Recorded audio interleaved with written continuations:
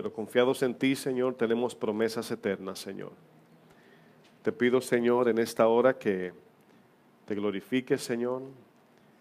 Te pido, Señor, que tu palabra, mi Dios, que sale de tu boca, mi Dios, es la que nos da vida. Llegue, Señor, a lo más profundo de cada uno de nosotros, Señor. Nos hemos levantado en esta mañana, Señor, buscando tu dirección, tu palabra, tu alimento espiritual, Señor. Que este tiempo no sea nada más un simple venir aquí, Señor, sino que podamos venir como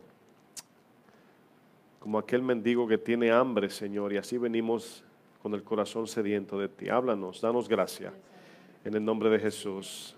Gloria a Dios. Vamos al libro de Primera de Pedro, por favor. Primera de Pedro, capítulo 1.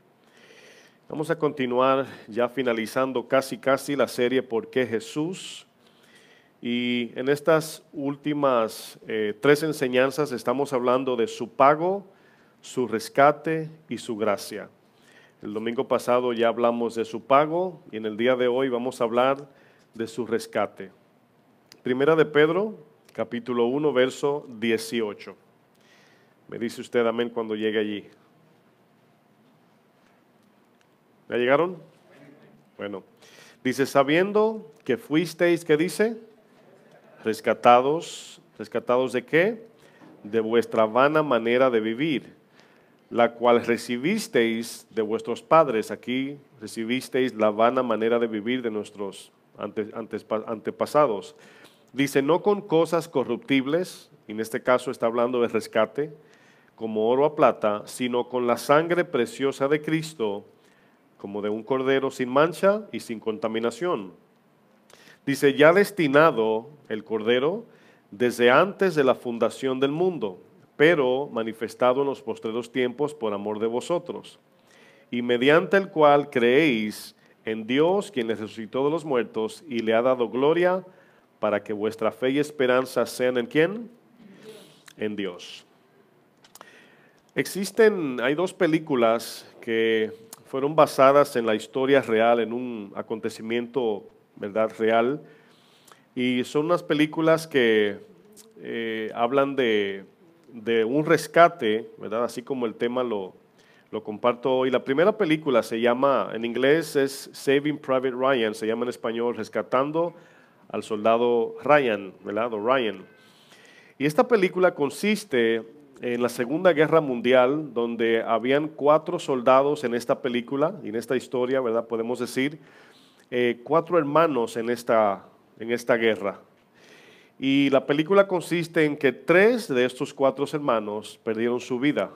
Y el general, ¿verdad?, se dio cuenta de esto y, ¿verdad?, para que la madre no se quede sin hijos, decidió sacar de combate al soldado llamado James Ryan, se llamaba. Y bueno, se le da una orden al capitán, al comandante del pelotón de un grupo de hombres y deciden entrar en terreno enemigo a rescatar a este soldado. La segunda película, ¿verdad?, llamada La Hora Decisiva, en inglés se llama The Finest Hour, y en esta historia, también basada en la vida real, ¿verdad?, se trata de un barco de también militares, de más de 80, aproximadamente 85 soldados en este barco que se encontraron con una tormenta, y este barco se llamaba Pendleton, ¿verdad?, y la tormenta partió el barco en 2 pedazos, y una mitad se hundió, y de los 84 quedaron 32 vivos en la otra parte del barco. Imagínese usted, la mitad de un barco. En ese tiempo era invierno, estaba nevando, estaba sumamente frío, pero en el área donde ellos se encontraban, para poder rescatarlos a ellos, había que atravesar una barrera de olas de más de 60 pies de altura. Estamos hablando de un edificio casi o más alto. Y los soldados, cuando analizaban el caso para ir a rescatar a este grupo de hombres, en cada plan, en cada idea que miraban, decían, es imposible, no podemos pasar la barrera, le llamaban. Pero uno llamado Bernie Weber, que es el protagonista de la película, personificando en la historia real a este hombre, decidió reunir, ¿verdad?, e invitar a quien quería ir a rescatar a estos hombres en un botecito que nada más cabían 4 hombres. aunque cabían más, pero la capacidad del bote era de no más de 4 o 6 personas y habían 32 allá. No olvidando que para poder atravesar la barrera, este bote era muy pequeño. Estos hombres se encontraban perdidos en alta mar, sin GPS, sin sentido de ubicación, sin esperanza. Bueno, estas dos películas tienen en común dos cosas, o una cosa en común tienen. En la película Rescatando al Soldado Ryan, el obstáculo era atravesar el territorio enemigo, ¿verdad? Había que atravesar, entrar en terreno enemigo, arriesgar la vida. Para salvar un militar estaba expuesta la vida de muchos soldados. En la película de La Hora Decisiva, en la historia podemos decir también, el obstáculo era atravesar esta pared que obstaculizaba, pasar del otro lado para poder traer a los hombres. O sea, había una barrera de por medio, había una imposibilidad. Y la palabra rescatar, cuando empezamos en esta palabra, incluso la alabanza, ¿verdad?, que escuchábamos, decía, por medio de la cruz me rescataste, decía la alabanza. Y esta palabra significa libertar, significa salvar, también significa redimir y también significa desligar. Siempre está atribuida a un rescate que puede ser a alguien que está esclavizado, a alguien que está perdido, a alguien que está en una posición imposible de ser libre o salir de allí. Y en Primera de Timoteo, quiero que me acompañen, capítulo 2, versículo 5, fíjense lo que dice el apóstol Pablo a Timoteo en las instrucciones que le daba. Fíjense lo que dice, Primera Timoteo 2, verso 5.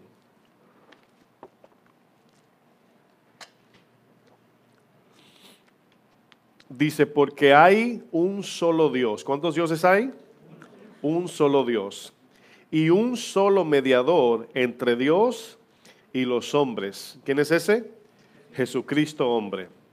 Dice, el cual se dio a sí mismo en rescate por todos, de lo cual se dio testimonio a su debido tiempo.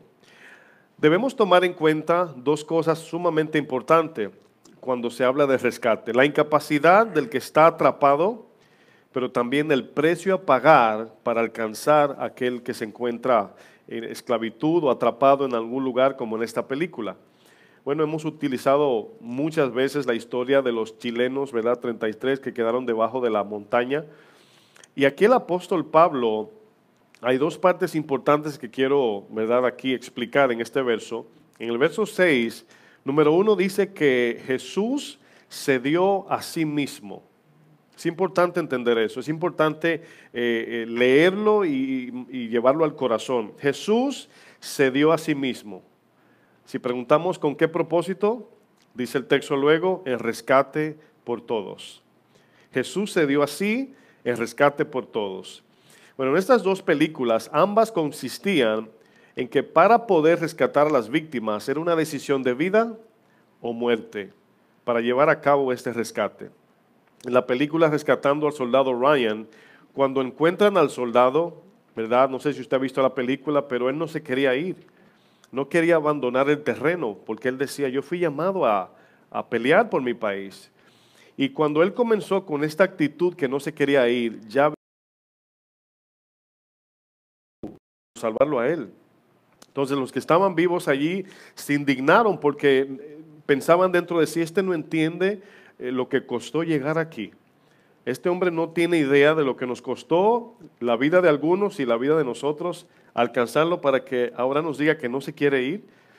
Y cuando le explicaron lo que sucedió para llegar a él y lo que les pasó a sus hermanos, entonces decidió salir.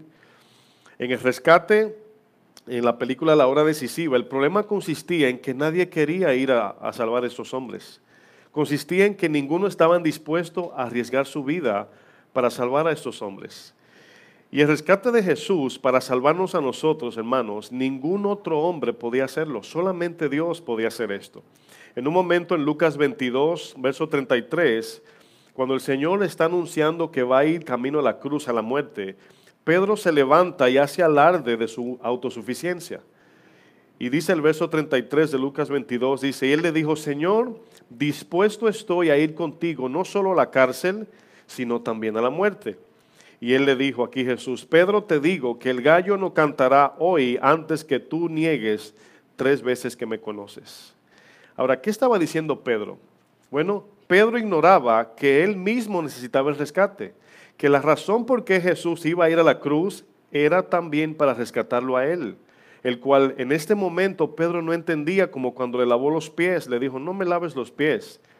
¿Y qué le dijo Jesús? Si no te lavo, no tienes parte conmigo. Y aquí también Pedro autosuficiente, que podemos ser ese Pedro, ignorando lo que costó el rescate en la cruz, o ignorando que la cruz está allí por mí, fue rescatándome a mí, no al mundo, sino a mí, ¿verdad? Pedro pensaba que él era parte de la solución a la salvación y el rescate de los que se encontraban atrapados en pecado. Pedro era uno de ellos, y si el Señor, ¿verdad?, no iba a la cruz, desafortunadamente usted y yo estuviéramos todavía camino a la perdición eterna, si no hubiese sido por el rescate de Jesús. El punto importante aquí es que para que nuestro rescate sea posible, dependía de una sola persona, mis hermanos. Si imagínense esto, hermanos. Si vemos las películas, cualquier soldado hubiese podido ir a salvar al soldado James Ryan, o en la película podían otros ir en el barco. Cualquiera podía tomar la decisión.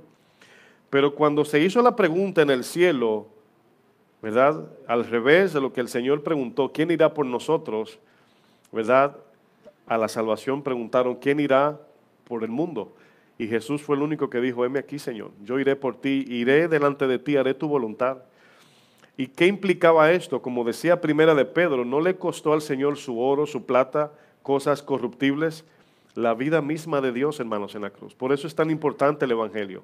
Por eso es que cuando hablamos de la vida cristiana, no estamos hablando de ir a un lugar a escuchar una palabra, ¿verdad?, vana, y luego escucharla y a ver si la pongo en práctica. Se trata de lo que Jesús hizo en la cruz, de su vida, su pago, su rescate, su gracia. Segunda de Corintios 5:19, si quieres solamente anótelo, dice que Dios estaba en Cristo. ¿Dónde estaba Dios?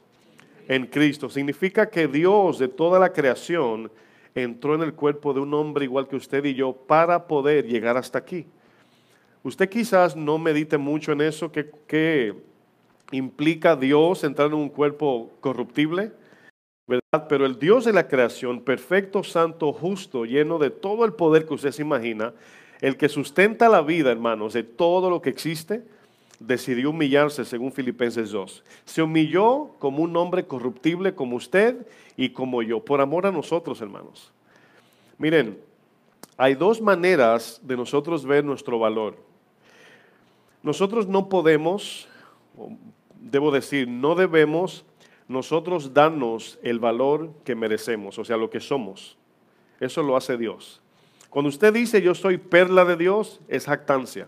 Cuando usted dice yo soy la hija o el hijo mimado de Dios, es orgullo. Pero cuando Dios lo dice, entonces sí valemos lo que Él dice. Y dice el Señor en la palabra, Él mismo en Gálatas 6, dice, el que se cree ser algo, siendo nada, se engaña. Pero cuando vemos el rescate del Señor hacia nosotros, lo único que podemos hacer es ver su misericordia, ver su amor y ver su total entrega por nosotros, el cual, según la palabra dice, no valíamos nada. ¿Por qué? Porque estábamos muertos espirituales. El único valor que el ser humano tiene es que tiene y carga la imagen de Dios. Ahora, yo no estoy diciendo que somos basura o no somos nada. Sí somos importantes para Dios, pero la razón de por qué Dios vino a rescatarnos no es porque vio que usted es bonito o usted es sabio o inteligente. Todo lo contrario. Todo lo contrario, hermanos, somos lo vil y lo menospreciado y Dios decidió comprarnos, hermanos. Ayer hablábamos con los hermanos cuando salíamos del servicio de servidores y tocamos un punto bien rapidito acerca de la historia de Oseas. Y si usted ha leído la historia, habla de una mujer prostituta que Dios le dice al profeta, un hombre de Dios, le dice, cásate con la prostituta. Imagínense el escándalo no solamente para Oseas, sino también para el profeta, perdón, para la sociedad y su familia. Y le dice, búscate una mujer ramera, cásate con ella. La ramera lo engaña y dice, búscala de nuevo y cásate otra vez. O sea, búscala y reconcíliate. Y este hombre paga todo por esta mujer. ¿Qué usted cree que pensó la sociedad? ¿Qué diría la sociedad si alguien de mucha dignidad y respeto va a un lugar donde hay prostitutas y escoge a su esposa de allí? ¿Qué usted pensaría? Es una vergüenza, humanamente hablando. ¿Está de acuerdo? Es una vergüenza. Pero el Señor nos estaba transmitiendo el mensaje de que esa ramera somos nosotros, figurativamente hablando. Que esa mujer que le falló a su esposo, que adulteró y se alejó de su creador, ahora Oseas representa a Cristo y nosotros somos esa ramera, espiritualmente hablando, mis hermanos. Y dice que la historia usted la lee y usted dice, ¿no tiene sentido esto? Claro que sí, mucho sentido. El cual el Señor de toda la tierra decidió humillarse para rescatarnos a nosotros del pecado y llevarnos a su gloria y a su trono. Y ahora esta ramera en la historia de Oseas viene a ser la esposa de un hombre digno, el cual ahora se le atribuye dignidad por su esposo. Y es lo que pasa con la iglesia. Recibimos dignidad y ahora tenemos valor porque ahora Cristo es el novio, el cual un día será el esposo eterno de la iglesia, que somos nosotros.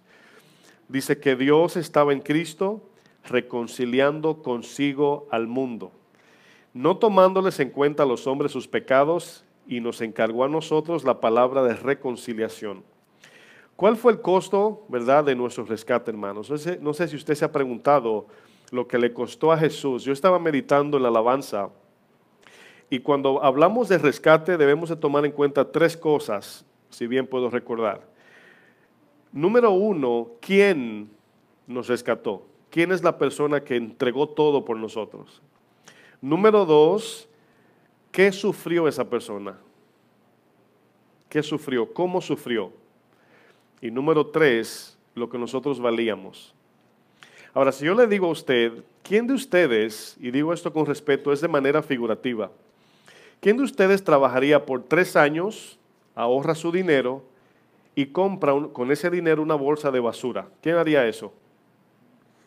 O sea, una bolsa llena, ¿verdad? Me faltó la parte llena de basura. Usted diría, no, pastor, ¿quién? Nadie. Ahora, no estoy comparando la basura con nosotros. Lo que estoy diciendo es que el Señor dio todo cuando nosotros no éramos nada. Esa es la idea, hermanos. Eso es lo que hace que le adoremos, es lo que hace que nos humillemos, porque en el momento que usted piensa que usted es la perla preciosa de Dios, miren, comienza el orgullo a subir en nuestro corazón. Miren, cuando Dios nos ve, dice el Señor, este es mi hijo en el cual tengo ¿qué? Toda mi ¿qué? Mi complacencia, no en nosotros. Y ahora Dios puede mirarnos porque usa el lente de Cristo para poder vernos. Si Cristo es quitado de nosotros, Dios no nos mira. ¿Están entendiendo? Un solo mediador, hermanos. Miren, existen muchos casos de víctimas cuando personas atrapadas, ¿verdad? Atrapados bajo tierra cuando hay algún terremoto. No sé si han visto noticias cuando algún bebé de 1 año quedó atrapado bajo las piedras y escombros, ¿verdad? Lo difícil que es sacarlo, porque llegar hasta allá es riesgoso y sacarlo a él también le puede costar la vida. Vemos accidentes de autos, personas atrapadas allí. Vemos en países donde hay régimen, donde llevan como rehén a una persona y lo tienen esclavizado. Vemos también desastres naturales donde los escombros y la tierra en tsunamis y la gente queda atrapada. Tenemos muchas historias, pero la pregunta es, ¿dónde estábamos nosotros cuando el Señor nos rescató? Ahora, quizás usted y yo diríamos, bueno, yo era un alcohólico, yo estaba en el mundo, y minimizamos todo a que yo nada más era esto y aquello en el mundo. Y se nos olvida en la condición real que nos encontrábamos.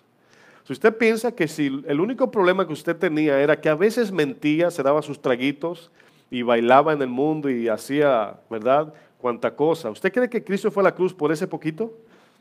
Hay algo más allí, hermanos. Por eso es que cada vez que oímos la palabra sale algo nuevo del corazón.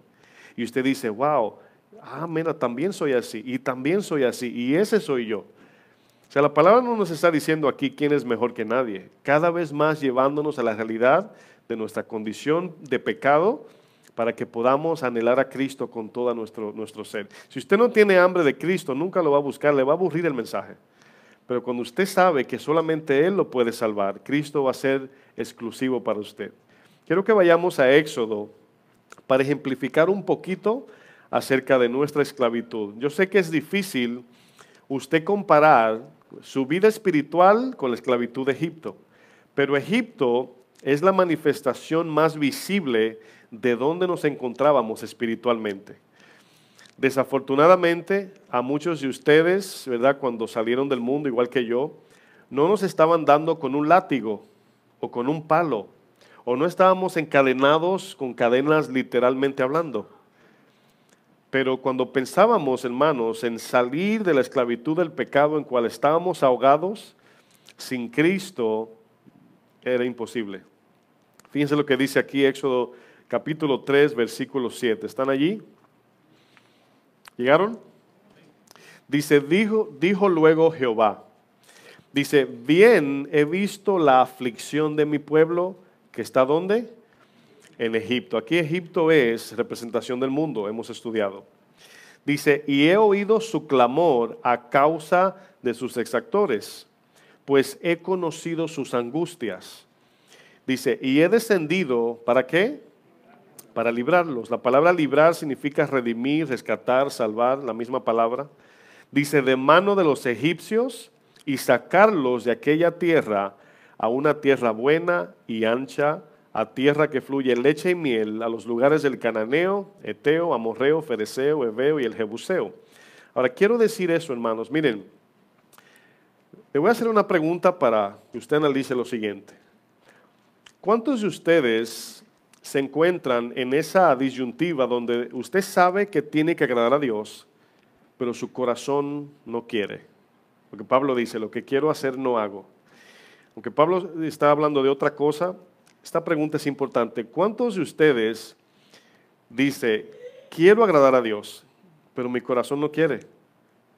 Quiero hacer lo que Dios me dice, pero por aquí me quiero ir. Y Dios me dice que es por aquí. Eso es esclavitud. Eso es no poder ni aún controlar nuestros propios deseos. ¿Cuántos de nosotros sabemos lo que tenemos que hacer y terminamos haciendo lo contrario? Eso se llama esclavitud, de la cual Cristo nos está haciendo progresivamente libres cada vez más. Pablo decía, yo golpeo mi carne, golpeo mi cuerpo, en otras palabras, lo domino.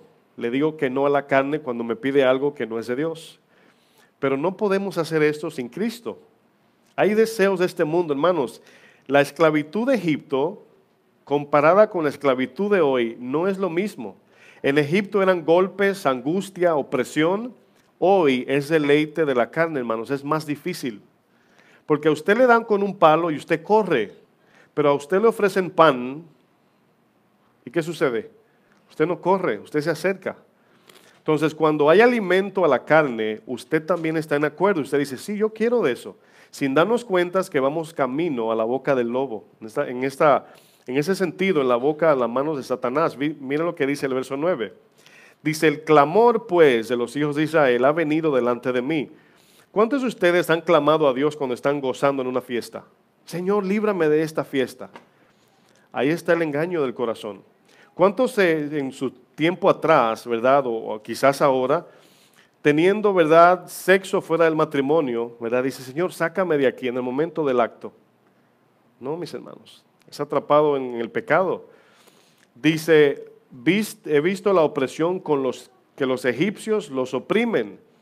Dice el 10, ven por tanto ahora y te enviaré a Faraón. Aquí le está hablando a Moisés como mediador, para que saques, rescates, se puede decir, de Egipto a mi pueblo, los hijos de Israel. Entonces Moisés respondió a Dios, ¿quién soy yo para que vaya a Faraón y saque de Egipto los hijos de Israel? Obviamente esta pregunta, aunque tiene que ver, sí, falta de fe y miedo, tenemos que tomar en cuenta que la pregunta de Moisés tiene que ver con quién era Faraón. Porque si el Señor le dice, ve donde fulano de tal, el pastor de 50 ovejas, no era tan difícil. ¿Quién era Faraón, mis hermanos? Bueno, aquí hay tres palabras que vemos en estos textos: aflicción, angustia y opresión. Miren, estamos viviendo en tiempos donde cada vez más crece el egoísmo, es lo que llamamos la era narcisista, donde la gente está centrada en el yo. Y ayer veía una entrevista de un cristiano artista que todavía, ¿verdad?, canta música del mundo, pero le hacían una pregunta. Le decían, si tú no eras un hombre del mundo, así perdido, ¿por qué entregaste tu vida a Cristo? Y dice, lo que pasa es que cuando me dieron el Grammy americano, yo pensé que ahí yo iba a estar feliz y estaba más lejos de la verdad. No tenía paz, estaba angustiado, me sentía sin sentido de vida. Y le estoy hablando de un artista que se conoce en el mundo entero. Me reservo su nombre por muchas razones, ¿verdad? Pero este hombre dijo, por la razón de que no tenía paz. Y el peligro consiste es que la esclavitud que vemos hoy, hermanos, no vemos, o sea, no todo el mundo sabe que es esclavo. No todo el mundo sabe que está atrapado. Si el Evangelio no viene a nuestra vida, nunca yo sabría que estaba, como Pablo dice, si la ley no dice no codicies, ¿qué sabía yo que yo era codicioso? Pensamos que lo que teníamos teníamos metas y éramos personas con mucha ambición, pero no, éramos codiciosos. Una cosa es querer, otra cosa es dar la vida por eso. Y cuando Cristo viene, que comienza a sacar de nuestro corazón las cosas, hermanos, miren, es increíble, hermanos, habían preguntas que yo le hacía a mi pastor. Imagínense, yo le preguntaba, ¿la pornografía es pecado? Le preguntaba yo. En ese tiempo, hermanos, al principio de conocer al Señor. O sea, yo no sabía del todo, yo sabía que matar, robar, mentir. Pero ¿qué dicen los doctores, verdad? Que tenemos que darle a la carne lo que pide para tener paz. Pero Cristo dice lo contrario, que tenemos que abstenernos de las cosas carnales. Gente atrapada en sus pecados no lo sabe y van a pelear por defender su causa. Por eso es que tenemos que predicar el Evangelio con amor, mis hermanos. ¿Quién era Faraón en Egipto?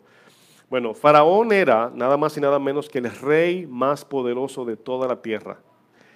Y esto nos da el entendimiento de que el pueblo de Dios no podía salir de allí ni pensarlo. Aún el rey le abría las puertas, se morían en el desierto. Fíjense qué cosa. En otras palabras, si el rey decía, si quieren ir, váyanse.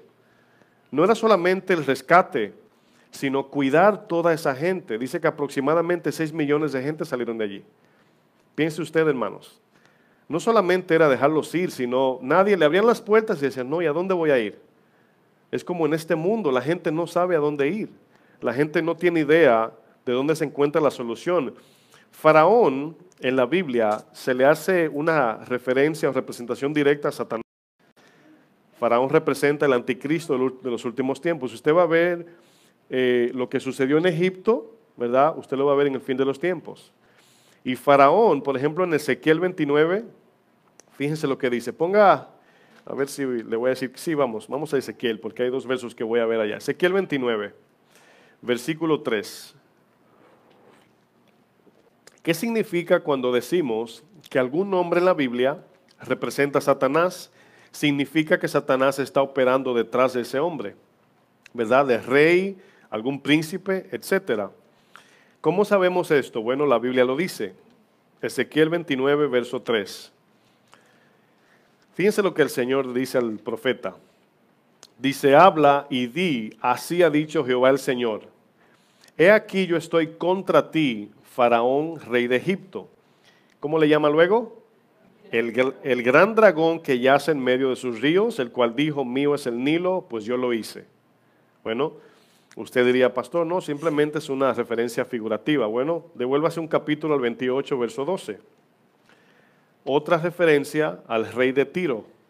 Y aquí es directamente a Satanás. Dice, hijo de hombre, levanta endechas sobre el rey de Tiro. Y dile, así ha dicho Jehová el Señor, tú eras el sello de la perfección, lleno de sabiduría y acabado de hermosura. Y por ahí sigue describiendo a Satanás cuando era el príncipe delante del Señor. Entonces vemos como cuando Pedro, ¿verdad?, quiso parar a Jesús, le dijo, Satanás, quítate de mí. En el Antiguo Testamento, siempre digo esto, se van a dar cuenta que no hay mucha mención de los espíritus, demonios y Satanás, muy poquito. Pero Jesús saca a la luz lo que estaba en sombra. Y Jesús enseña que lo que opera detrás del hombre, Efesios 6, son los demonios y el mismo Satanás. Dice en Daniel 10, cuando Daniel tuvo la oración de 21 días, dice el ángel que se le aparece, dice, estaba peleando con el príncipe de Persia.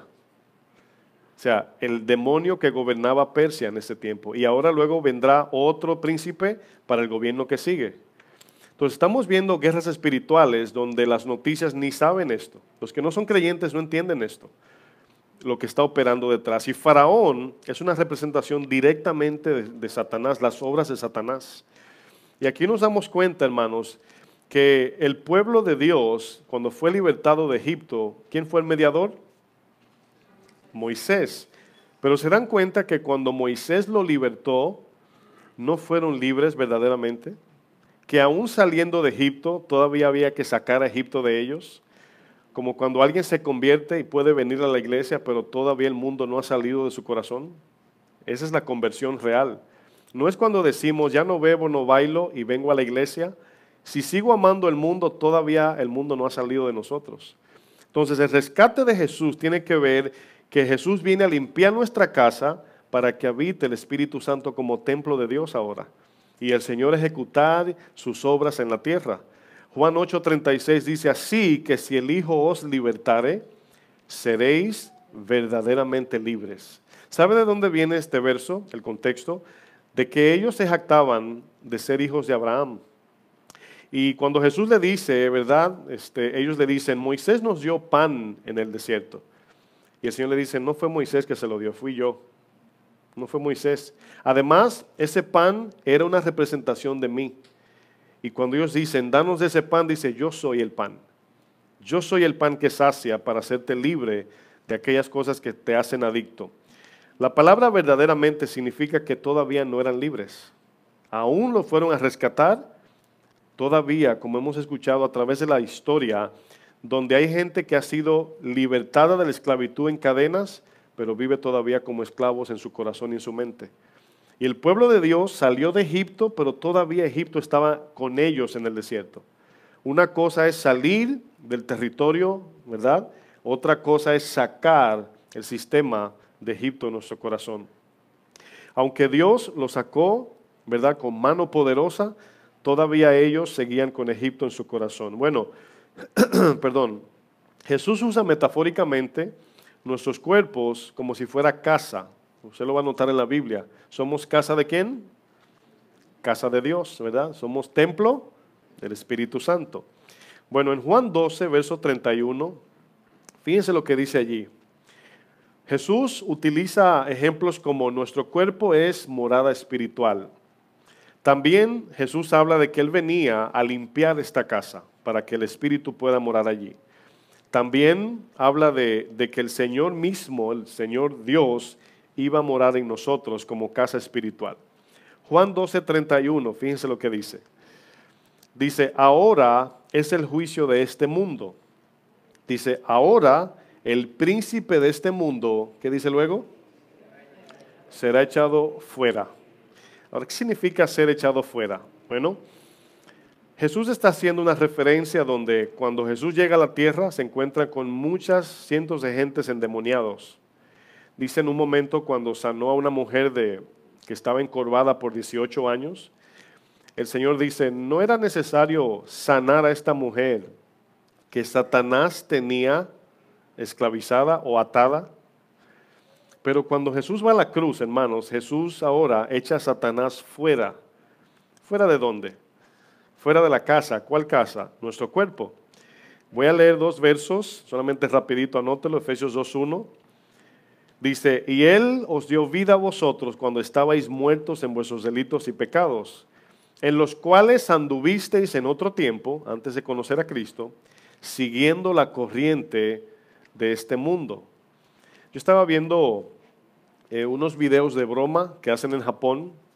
De repente, en una callecita bien estrecha, ¿verdad? Que está próxima a una esquina, va una persona sola caminando. Viene de la universidad o de la escuela, del trabajo, y va caminando. De repente vienen como alrededor de 200 personas corriendo a toda velocidad. Y la persona distraída, cuando ve eso, se devuelve y se va corriendo con ellos, sin saber qué está pasando. Ahora, es una broma.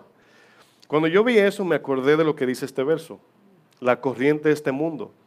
¿Qué usted cree que pasa si este hombre trata de atravesar toda esta gente, 200 personas en una calle estrecha, corriendo a toda velocidad? ¿Este hombre será qué? Arrastrado, ¿sí o no? Bueno, cuando usted piensa en esta palabra, la corriente de este mundo, hermanos, que arrastra a la gente, a esto se está refiriendo al poder de Satanás que opera dice el texto, conforme al príncipe de la potestad del aire, dice, el espíritu que ahora opera en los hijos de desobediencia. Esa palabra, voy a dividir eso en dos partes. Potestad del aire se está refiriendo que Satanás gobierna el terreno celestial, terrenalmente hablando, donde los demonios andan en todo tiempo infundiendo pensamientos a la gente, donde los demonios infunden ideas, ¿verdad?, a científicos, gente que no son creyentes. Por eso dice, el espíritu que opera en los hijos ¿de qué? De desobediencia. Fíjense cómo declara aquí los que son hijos de Dios. El que vive en obediencia siempre irá en contra de la voluntad de Satanás y de la corriente de este mundo, pero siempre tendrá la mano de rescate de Dios. Por eso dice la palabra, el Señor sabe rescatar a los que son piadosos, ¿verdad? De tentación. Segunda Timoteo 2:25, es el otro texto, dice que con mansedumbre corrija a los que se oponen, si quizá Dios le conceda que se arrepienta para conocer la verdad. ¿Para qué van a conocer la verdad? Para escapar del lazo del diablo en que están cautivos a voluntad de él. Hay una historia en Lucas 11, ahí sí quiero que todos me acompañen. Y aquí vamos a ver varios puntos, nos vamos a detener un momento aquí. Lucas 11, verso 14.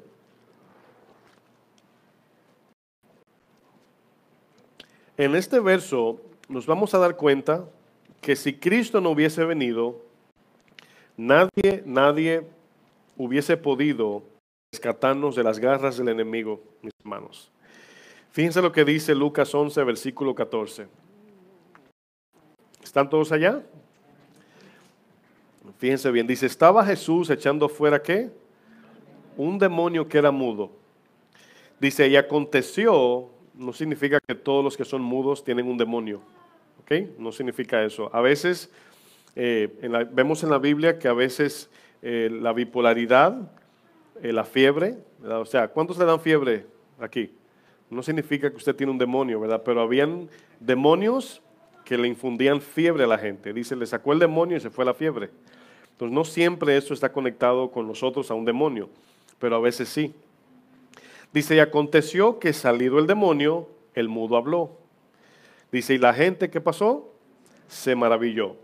Pero algunos de ellos decían, por Belcebú, usted puede decir por Satanás, príncipe de las moscas, dice esa palabra Belcebú, dice, príncipe de los demonios, echa fuera los demonios. Dice, otros, para tentarle, le pedían señal del cielo. Fíjense el desorden aquí. Dice, mas él, conociendo los pensamientos de ellos, les dijo, todo reino dividido contra sí mismo es asolado. Ahora, quiero que noten lo que dice Jesús. El pueblo judío, en este caso, el pueblo escogido por Dios, se está dividiendo con su mismo Dios, en este caso. No quiere recibir la palabra de Dios, no aceptan al Mesías, todavía vemos el problema. Y Jesús hace una referencia, vamos a decir, de tres maneras. Aquí, número uno, figurativamente. Número dos, refiriéndose a ellos. Y número tres, a Satanás. Pero el ejemplo aquí es que un reino no puede planear su propio derrumbe o su propia destrucción. No puede, o sea, aunque puede, pero no debe porque será destruido, asolado, dividido. Dice, y una casa dividida contra sí misma cae. Fíjense lo que está diciendo. Dice luego el 18. Dice, y si también, por eso vemos que es una conexión, y si también Satanás está dividido contra sí mismo, en otras palabras, Satanás en este tiempo estaba esclavizando a la gente, ¿verdad? Posesión demoníaca, enviado por Satanás. Entonces, de repente Satanás posee a alguien y ellos estaban diciendo, es Satanás que lo está sacando. O sea, no tiene sentido lo que están diciendo. Lo que pasa es que como no querían reconocer a Jesús, creían lo que sea. No importa que torciese la ley. Dice el versículo 18. Dice, y si también Satanás está dividido contra sí mismo, pregunta, ¿cómo permanecerá su reino? Dice, ya que decís que por Belcebú echo yo fuera los demonios.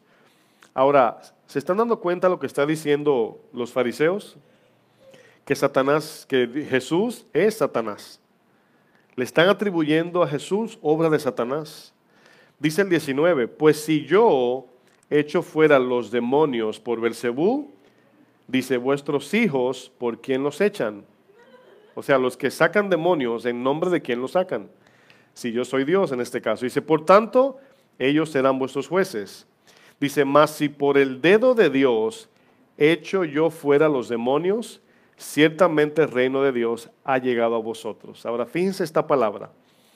La palabra dedo aquí, el Señor la está conectando con lo mismo que hicieron los encantadores cuando llegaron las plagas a Egipto. Ellos, los encantadores, eran los brujos. Los brujos, antes de explicar esto, son personas que son usadas por Satanás mismo. Son obras demoníacas.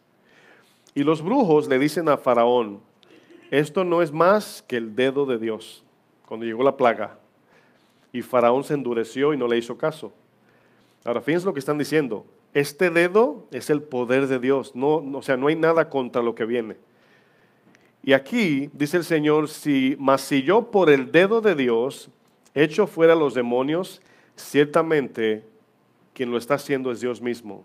Por eso dice, el reino del cielo, ¿verdad? El reino de Dios ha llegado a vosotros. Ahora fíjense el ejemplo que hace el 21. Dice, cuando el hombre fuerte, armado, guarda su palacio, dice, en paz está lo que posee. Pero cuando viene, ¿quién me ayuda? Otro más fuerte que él y le vence, le quita todas sus armas en que él confiaba y reparte el botín. ¿Qué está diciendo el Señor? Que Satanás tenía cautivo a todos los hombres y que Jesús llegó siendo más fuerte que este hombre fuerte que se menciona, y dice que le saca el botín, significa hace libre a la gente de los demonios y la opresión, para que ahora esa casa que ha sido limpiada pueda el Espíritu Santo entrar y entonces seremos verdaderamente, ¿qué? Libres de este rescate. Por eso dice eso. Fíjense lo que dice el 22, voy a retomar. Cuando viene otro más fuerte que él y le vence, le quita todas sus armas a Satanás en que confiaba y reparte el botín. Se queda vacío el palacio y la casa. Pero fíjense, luego pueden leer en su casa, más adelante dice, cuando el espíritu inmundo sale de su casa, dice, va por ahí buscando a ver dónde habitar y no encuentra, y vuelve a su casa, la encuentra como barrida y ordenada, ¿verdad? Y luego habitan 7 demonios más. Pero quiero que vayamos a Génesis 3 para hacer una conexión aquí. ¿Quién es el hombre fuerte que Jesús está hablando aquí? ¿Y quién es el más fuerte? ¿Se dan cuenta la opresión en que Satanás tiene a muchos? Ahora, esta guerra o esta opresión de Satanás es psicológica. A lo que me refiero es, Satanás no es un dragón que anda botando fuego en los aires y la gente corriendo. Satanás, dice Apocalipsis, que con sus palabras seduce y engaña. Ahora, cuando alguien no tiene el Espíritu Santo, es decir, no es nacido de nuevo, Satanás hace lo que quiera con esa persona.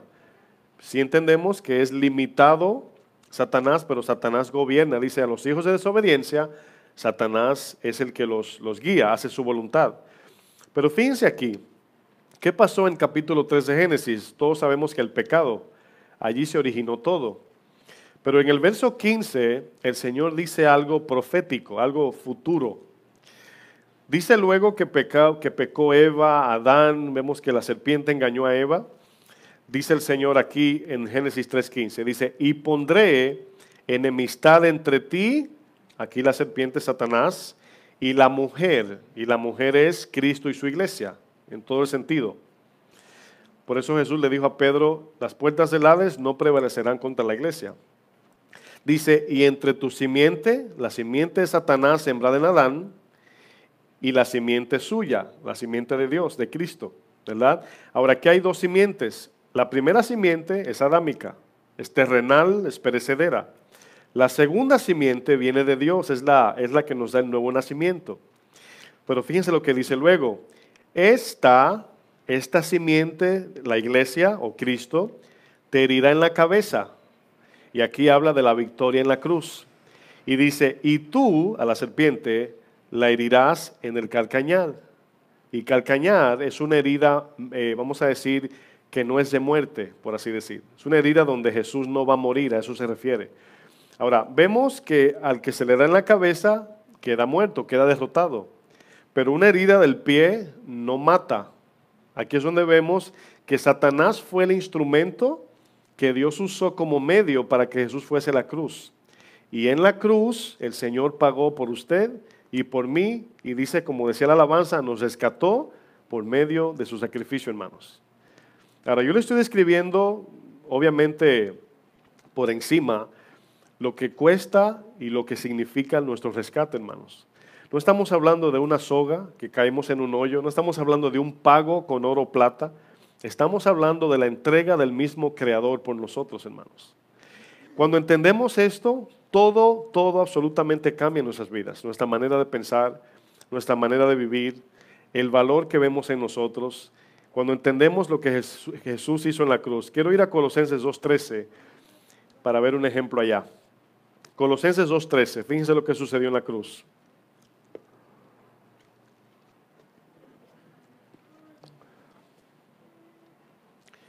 Voy a leer una versión, Dios habla hoy, Colosenses 2:13.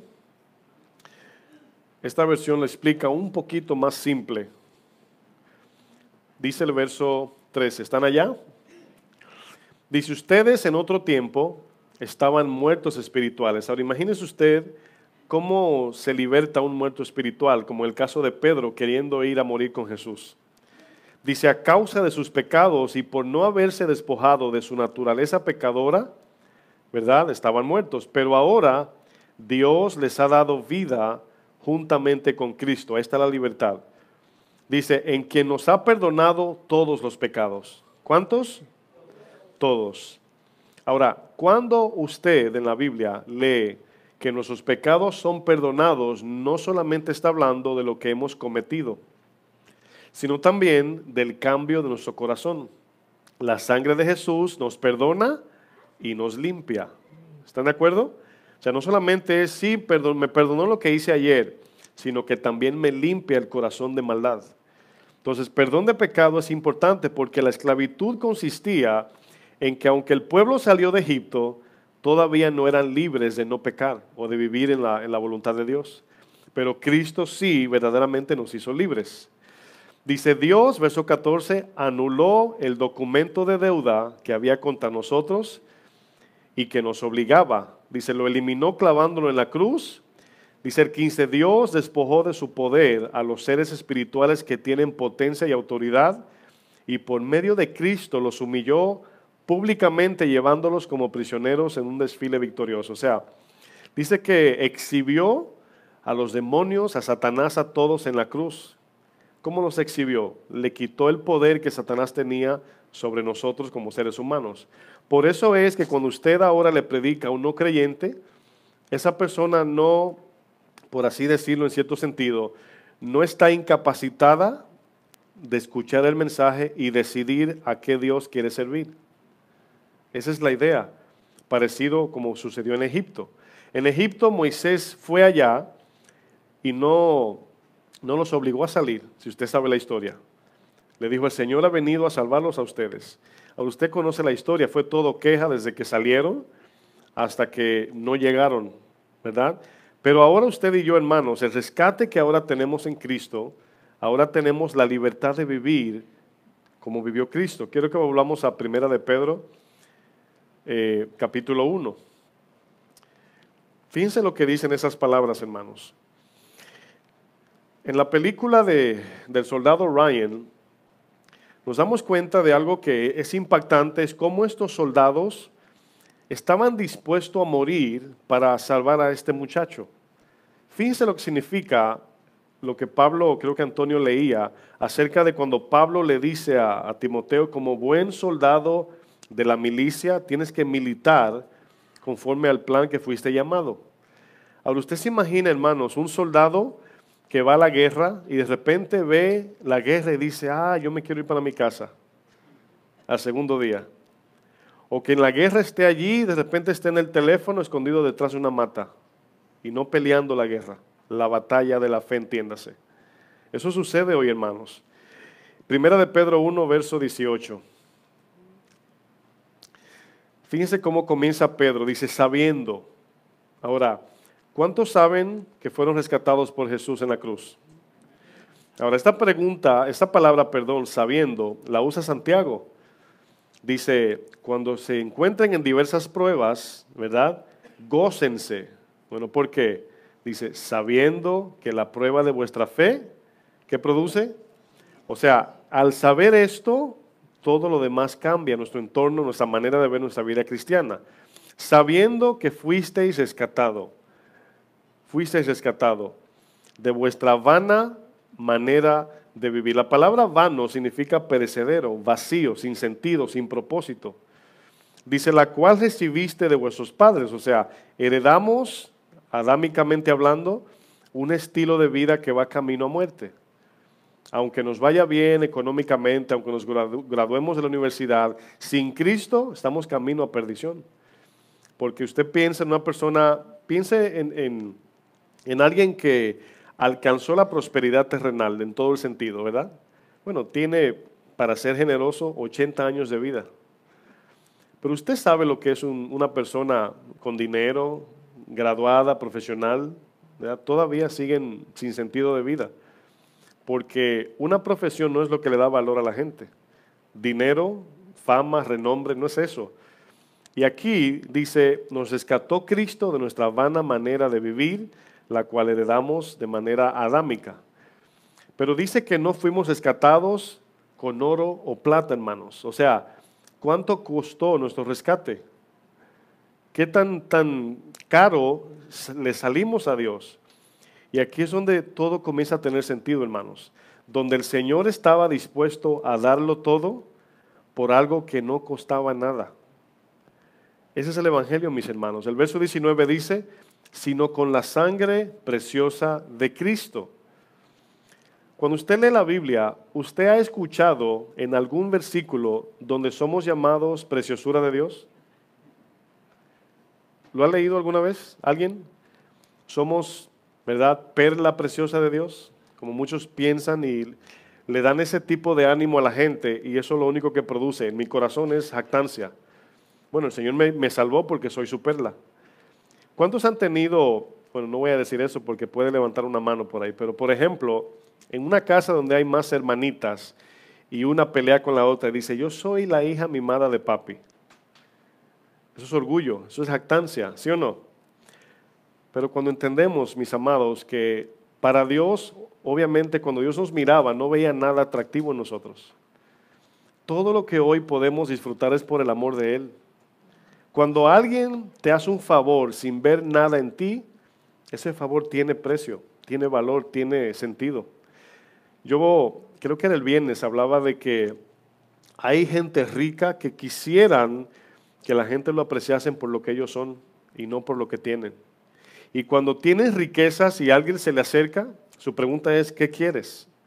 Porque inmediatamente su mentalidad es de que lo están buscando porque tienen. Es como alguien que tiene una buena posición en un trabajo y eres amigo de esa persona y nunca lo llamas y de repente lo saludas o lo llamas. Oh, solamente quería saber cómo estabas. La persona dirá, algo necesita de mí. Y es ofensivo para el que tiene dinero. Yo conozco gente así que no confían en nadie. Y su manera de ser es así como de lejos. Bueno, cuando el Señor decidió rescatarnos a nosotros, no era porque nosotros éramos valiosos. El valor lo adquirimos cuando recibimos a Jesús, hermanos. Cuando se hizo el arca en el tabernáculo, lo primero que hizo las instrucciones fue hazte el arca de madera de acacia. Esa madera de acacia, aunque hace una referencia de Jesús, de su corruptibilidad, ese árbol no tiene ningún... Si usted llena esta calle de esos árboles y usted le desagradan, son feos, por así decir. Parecen unas ramas secas, son africanos, en África hay muchos. Y ese árbol de acacia fue con lo que se hizo el arca. Pero hoy usted ve una foto del arca y usted no dice, qué bonita el arca por la madera, sino por el oro macizo por el cual fue cubierta, el cual es Cristo mismo. Y cuando usted ve lo que el Señor hace con usted y lo cambia, y la gente comienza a verlo diferente, no están mirándolo a usted. No sé si se sabe la historia del burrito que cargó a Jesús en la ciudad, que llegó a la casa y dice, mamá, mamá, la gente me miraba y me aplaudía, no lo puedo creer como me miraban. Y la mamá burra, la mula, ¿verdad? Le decía, ve otra vez sin el que tú cargabas en tu espalda, a ver qué pasa. Y fue con la cabeza, bueno, todos los burros tienen la cabeza para abajo, pero un poco más abajo. Y le preguntó, ¿cómo te fue? Nadie me miró. El aplauso no era para ti, el aplauso era para el que llevabas encima. Y a veces así sucede, hermanos, en el servicio, en nuestra vida y en lo que Dios hace con nosotros. Qué bueno, porque eso nos hace adorarlo a Él. ¿Verdad? Este burrito se estaba creyendo caballo ya. Fíjense lo que dice, ¿cómo? Sí, de paso fino, ¿verdad? No, era un burriquito. Y fíjense cómo el Señor humildemente, ¿verdad?, escogió venir de manera sencilla para que no se fijen en eso, sino en Él, en el sentido de fe, ¿verdad? Dice el 19, nos rescató con su sangre preciosa, ¿verdad? Dice, como de un cordero sin mancha y sin contaminación. Dice, ya destinado, o sea, el cordero, o sea, el precio del rescate estaba ya separado para nosotros, hermanos. Miren, cada vez que nace un bebé, ya el bebé tiene deudas. ¿Usted sabía? Ya le debe al seguro de la ciudad. Nacemos con deudas ya en los hombros. El único, o sea, los únicos, ¿cómo digo? El único pago que sí tenemos seguro es el de Cristo. Nacemos deudores de Dios, pero ahí está disponible el pago de su rescate. Ahora es de nosotros aceptarlo. Por eso dice el 20, ya destinado desde antes de la fundación del mundo. Ya Dios sabía que íbamos a pecar y ya tenía su plan. Dice, pero manifestado en los postreros tiempos por amor de vosotros. Miren, en esta película que les contaba al principio, Rescatando al Soldado, esta película consistía si usted piensa, por ejemplo, en los soldados, estaban solamente recibiendo una orden, ni conocían a este soldado. Y si usted ve la película se va a dar cuenta o lee la historia, la biografía, que camino a salvar a este soldado murieron muchos, al igual como en la película. En esta película de rescatar a esos 32 hombres, hermanos, si usted ve esa película usted ni lo cree. Y según la historia dice que había una persona creyente, el cual era el piloto. Y la única esperanza que ellos tenían era que él decía, Dios está de nuestro lado. ¿Saben cómo fueron rescatados y cómo volvieron? Porque no andaban con brújula ni GPS. Cuando ellos rescataron a los 32 hombres, estaban encima de todo el bote. Ni se veía el bote de tan pequeño que era, de 32 hombres encima. Y la novia del muchacho en la película, en este caso, supo que no iban a saber cómo volver atrás. Y en un momento, cuando él rescata a los 32, le dice, no sé cómo volver. Y estaba lloviendo con frío y ellos encima de ese bote de noche. La novia se le ocurrió ir al borde de la costa y alinear los carros y prendió las luces. Y ellos, milagrosamente, hermanos, vieron de lejos la luz y fueron rescatados. Ahora, el héroe de la película, el cual se llamaba Bernie Weber, el actor principal, fue el que tomó la decisión y dijo, yo voy a ir aunque sea solo. ¿Alguien viene? Ahora imagínense, en este caso era algo humano, aunque fue un milagro, pero en el caso de nosotros, hermanos, ¿quién iba a enfrentar a Satanás para dejarnos ir? ¿Quién iba a pagar el pago de lo que hablamos el domingo pasado para que Dios esté satisfecho? ¿Quién no iba a dar a nosotros la vida para poder andar en el camino del Señor y salir de la esclavitud? Solamente Jesús, mis hermanos. Y cuando hablamos de la vida cristiana, a veces nos encerramos en pensamientos como que no, simplemente vamos a la Biblia a recibir órdenes y a ver qué pasa. Y sale de nuestra mente la importancia de lo que significa el Evangelio. El rescate, lo que le costó al Señor. Quiero que se pongan de pie por un momento y cierren sus ojos ahí un segundito.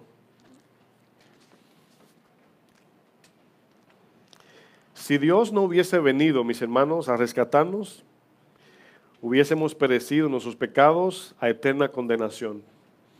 Si el Padre no hubiese entregado a su Hijo, no pudiésemos recibir la vida eterna. Y si Jesús no hubiese ido a la cruz para librarnos de la muerte, todos hubiésemos ido directo al infierno eternamente.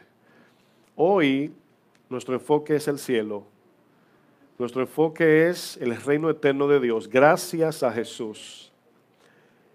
Y aunque muchos de nosotros quizás esto simplemente sea pura historia o no le interese a alguien, desafortunadamente para algunos y afortunadamente para otros, esto es algo que lo vamos a ver un día cara a cara.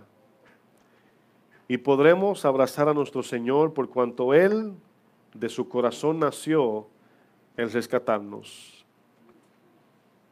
¿Cuántos se toman un momento y le dan gracias a Dios? Esa gratitud se va a reflejar en cómo respondemos a ese rescate. Si de verdad Cristo nos ha rescatado, no debemos de vivir como esclavos. Si de verdad Él nos sacó de Egipto, si de verdad sacó a Egipto de nuestro corazón, significa que somos libres, aunque no para hacer lo que queremos. Nos libertó, nos compró y a Él le pertenecemos. Padre, en esta hora te damos gracias, Señor. Gracias porque lo que tú hiciste, Señor, yo no te lo pedí, pero sí lo necesitaba, Señor. No viniste porque yo oré o te lo pedí, sino que de tu propia decisión, Señor, de tu corazón, decidiste abandonar tu trono, Señor, y venir a sufrir como un mortal, así como somos nosotros, aunque no pecador, pero a recibir el pago del pecado, a recibir los dolores, todos los dolores amontonados sobre tus hombros, lo que todos los seres humanos sufren y pasan cada día. Tú lo experimentaste en un momento cuando el Padre se separó de ti. Mis hermanos, una de las cosas que podemos ver en esta historia es que en la manera que Dios libertó a su pueblo en Egipto, fue derramando su ira sobre Egipto y Faraón. Pero en la manera que nosotros fuimos libertados, fue que Dios derramó su ira sobre su Hijo. Dice la palabra que no escatimó ni aún su propio Hijo. ¿Cuánto más no nos dará todas las cosas con Él? Señor, gracias, Padre. Queremos entender esto y abrazarlo, Señor. Danos a través de tu Espíritu Santo, Señor, entendimiento espiritual, porque esto es tan grande, Señor, que escapa a nuestra percepción. Es más grande de lo que yo he predicado en esta mañana. Va mucho más allá de lo que podemos entender humanamente. Por eso te pedimos que ponga ese peso en cada uno de nosotros, entender lo que Jesús significa, mi Señor. Que no lo menospreciemos, Señor, y que cada día vivamos conforme y honrando eso que Él hizo en la cruz por cada uno de nosotros, Señor. Gracias, Señor, en el nombre de Jesús. Que el Señor les bendiga, hermanos.